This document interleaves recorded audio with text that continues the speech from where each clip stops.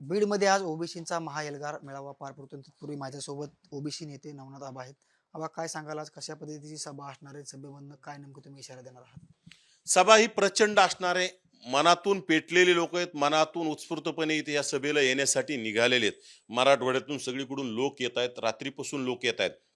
आमच्या अपेक्षापेक्षा ही खूप मोठी सभा होणार आहे. भुजबळ साहेबांना ऐकण्यासाठी, धनंजय मुंडे साहेब असतील, आमच्यासारख्या सर्व कार्यकर्त्यांना ऐकण्यासाठी समाजाने आता इथं येण्याचं ठरवलेलं आहे. आणि खरं तर हा समाजाचा रोष आहे. जो 2 सप्टेंबरचा काळा जी आर काढलाय, तो कुठल्याही समाजातील व्यक्तीला मान्य नाही. आणि राज्य सरकार जर ओबीसी आमचा डीएनए म्हणून ओबीसीला फसवत असेल, तर ओबीसीनं ठरवलंय 9% लोकांच्या जीवावर जर तुम्ही त्यांच्या दबावाला बळी पडून जर चुकीचे निर्णय घेत असताल, तुम्ही जर झुंडीला बळी पडून जर चुकीचे निर्णय घेत असताल, तर गेल्या अनेक दिवसापासून स्वर्गीय लोकनेते गोपीनाथराव मुंडे साहेबांना मानणारा ओबीसी समाज तुमच्या आजपर्यंत भाजपला मतदान करत आला, कमळाला मतदान करत आला. आता isakal.com आहे देशातील नंबर 1 ची मराठी न्यूज वेबसाईट. प्रत्येक अपडेटसाठी isakal.com ला नक्की भेट द्या. परंतु जर त्यांच्याकडूनच जर त्यांचं सरकार त्या पक्षाचे मुख्यमंत्री असताना जर ओबीसीवर अन्याय उघड्या डोळ्याने जर मुख्यमंत्री बघत असतील आणि ओबीसीचं अस्तित्व संपत असेल, हे राज्य सरकार ओबीसीचं अस्तित्व संपत असेल, तर ओबीसी अस्वस्थ झालाय, आक्रमक झालाय आणि रस्त्यावर उतरलाय. ओबीसीनं ठरवलंय 2 सप्टेंबरचा काळा जी आर जोपर्यंत रद्द होत नाही, तोपर्यंत मोर्चे, मेळावे जे काय असतील त्यामध्ये हा एल्गार आक्रमकपणे आपण गेलं पाहिजे. एल्गारामध्ये आम्ही सर्व ताकदीनं तिथं उतरतोय, समाज सुद्धा उतरतोय आणि समाज आता मागं हटणार नाही. स्थानिक स्वराज्य संस्थेच्या निवडणुका डोळ्यासमोर आहेत. राज्य सरकारला आमची कळकळीची पुन्हा विनंती, तुम्ही आता तरी यावर विचार करा. समाज जागा झालाय. आज बीडमध्ये एल्गार सभा आहे, 29 तारखेला नांदेडमध्ये प्रचंड मोठी सभा आहे, त्यानंतर 1 तारखेला बोदेगावला सभा आहे. आणखी अशा आमच्या सभा तारखा आणखी सुरूच आहेत. प्रत्येक ठिकाणी सभा होणार आणि राज्य सरकारला जाब विचारण्याचं काम ओबीसी जनता करत आहे. आणि येणाऱ्या काळात ओबीसी ह्या मतपेटीतून सुद्धा राज्य सरकारने जर निर्णय मागे नाही घेतला, तर नक्कीच मतपेटीतून व्यक्त होईल. मतपेटीतून राज्य सरकारला घराचा रस्ता दाखवेल. बीडमध्ये होणाऱ्या सभा म्हणजे फॅशन आहे आणि त्याचबरोबर तुम्हाला कोणीतरी रसद पुरवतो आणि त्या रसदीमुळे तुम्ही सभा घेता आणि मालक जिथे जाता सांगताल तुम्ही तिथे जाता, असं आमदार प्रकाश सोळंके यांनी म्हटलेलं आहे. एकतर प्रकाश सोळंके हा बुद्धिभ्रष्ट प्राणी आहे. बुद्धीची मला किव येते प्रकाश सोळंकेच्या. आजपर्यंत म्हटला की मला जात अडचण येते मला मंत्रिपद मिळण्यासाठी. अरे बाबा, तुझा बाप उपमुख्यमंत्री झाला, तुला मंत्रिपद मिळालं, तुला साखर कारखाने मिळाले आणि ह्या ओबीसी जनतेने त्या बुद्धिभ्रष्ट सोळंकेला अनेक वेळा आमदार केलं. दादा म्हणते त्याला, प्रकाश दादा.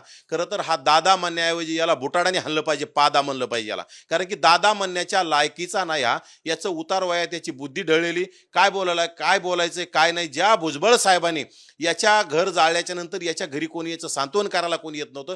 स्वतः भुजबळ साहेब तिथं सांत्वन करायला गेले, तरी सुद्धा तो भुजबळ साहेबाच्या विरोधात गरळ ओकतोय. म्हणजे हा अतिशय विषारी जातीवादी साप आहे.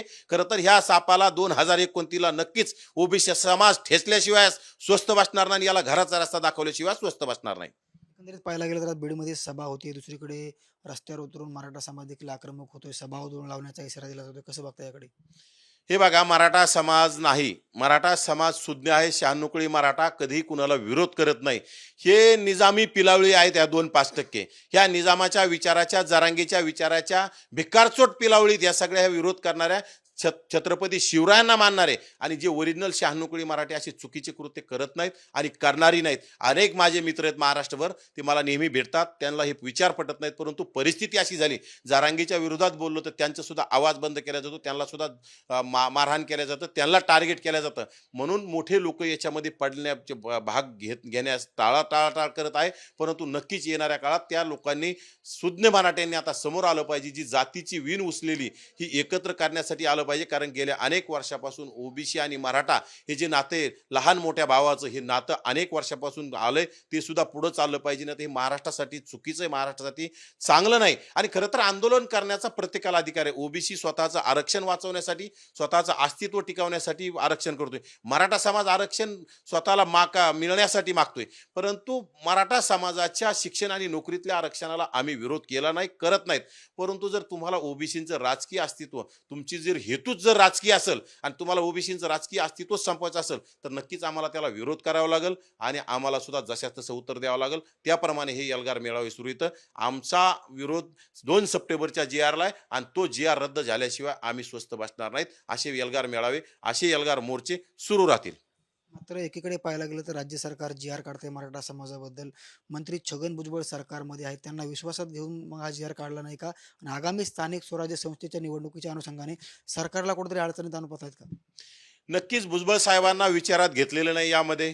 कारण की भुजबळ साहेब अगोदरचे ज्या दिवशी जी आर काढायचा त्या दिवशी सकाळी भुजबळ साहेबांची मुख्यमंत्र्याची दोन्ही उपमुख्यमंत्र्याची भेट झाली होती. त्यामध्ये त्यांनी सांगितलं होतं की आपण चुकीचा काही करणार नाहीत.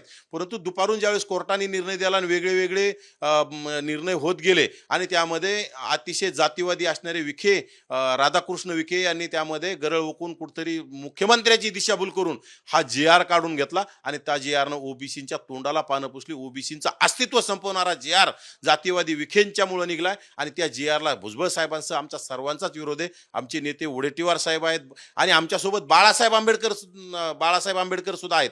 त्यामुळं पंकजाताई असतील, धनंजय मुंडे असतील, सगळ्या नेत्यांचा सत्तेमधील अतुल सावे असतील, बावनकुळे असतील, यांना सुद्धा हे योग्य वाटत नाही. परंतु सत्तेच्या अडचणीमुळे काही बोलत नाही. परंतु जे बोलतायत त्याच्यासोबत आम्ही सुद्धा सोबत आहोत. आम्ही रस्त्यावरली लढाई लढू, न्यायालयीन लढाई लढू.